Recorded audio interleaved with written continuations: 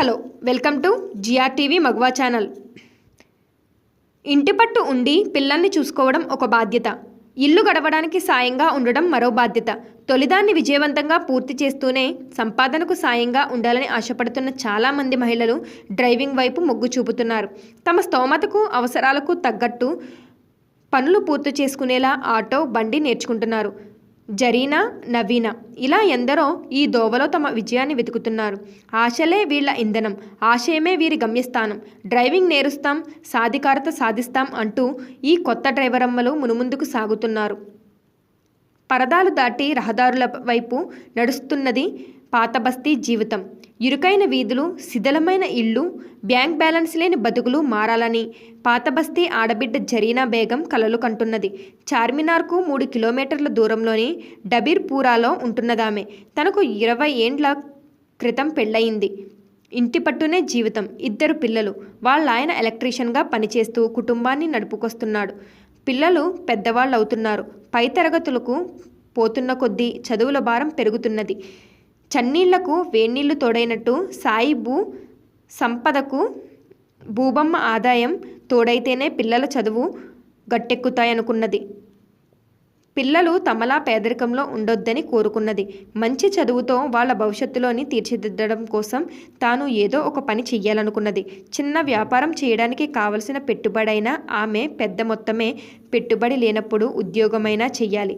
ఆ ఉద్యోగానికి కూడా ఏ స్కిల్ లేదు. అందుకే ఆటో డ్రైవింగ్ నేర్చుకుని సంపాదించాలనుకుంది.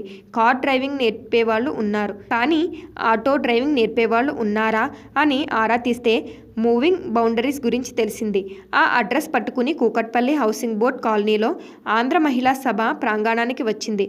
ఆటో డ్రైవింగ్ నేర్పడమే కాదు, ఫీజుగా పైసా కూడా తీసుకోమని మూవింగ్ బౌండరీస్ నిర్వాహకులు చెబితే ఆమె సంతోషంగా చేరిపోయింది. ఆడవాళ్ళు ఆటో నడపడం నేర్చుకుని ఏం చేస్తారు? బంధువులే కాదు, బయటి వాళ్ళు అడుగుతారు. అలాంటి వాళ్లకు మగవాళ్లతో పోటీ పడకపోయినా మాకు అవకాశం ఉన్నంత వరకు ఆటోని ఆదాయ వనరుగా మార్చుకుంటాం అని సమాధానం చెబుతున్నది ఫర్వాద్ బేగం.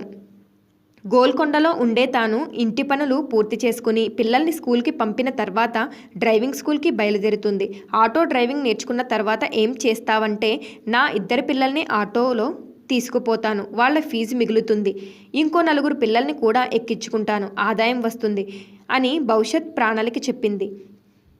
ఆటో ఎందుకు నేర్చుకోవాలనిపించింది అని అడిగితే, మా మరిది స్కూల్ ఆటో నడుపుతాడు, మా ఆయన బైక్ మీద కూరగాయలు అమ్ముతాడు, నాకు డ్రైవింగ్ రాకపోబట్టే కదా ఏ పని చేయలేకపోతున్నాను, సంపాదించలేకపోతున్నా, అందుకే ఆటో నేర్చుకోవాలనుకున్నా అని చెబుతుందామె. తనలా ఆటో నేర్చుకోవడం కోసం వచ్చిన మహిళలతో కలిసి సరదాగా డ్రైవింగ్ నేర్చుకుంటున్నది. డాక్టర్ భార్య డాక్టర్, లాయర్ భార్య లాయర్గా పనిచేస్తున్నారు. డ్రైవర్ భార్య డ్రైవర్గా ఎందుకు పని చేయకూడదు? ఆ పని చేసి చూపిస్తానంటున్నది బాన్సువాడ ఆణిముత్యం ముత్యపు నవీన. వైశ్య కుటుంబంలో పుట్టిన నవీనకు వ్యాపారం వెన్నతో పెట్టిన విద్య. పెళ్లికి ముందు కిరాణా షాప్ నడిపింది. పెళ్ళైన తర్వాత లేడీస్ ఎంపోరియం పెట్టింది.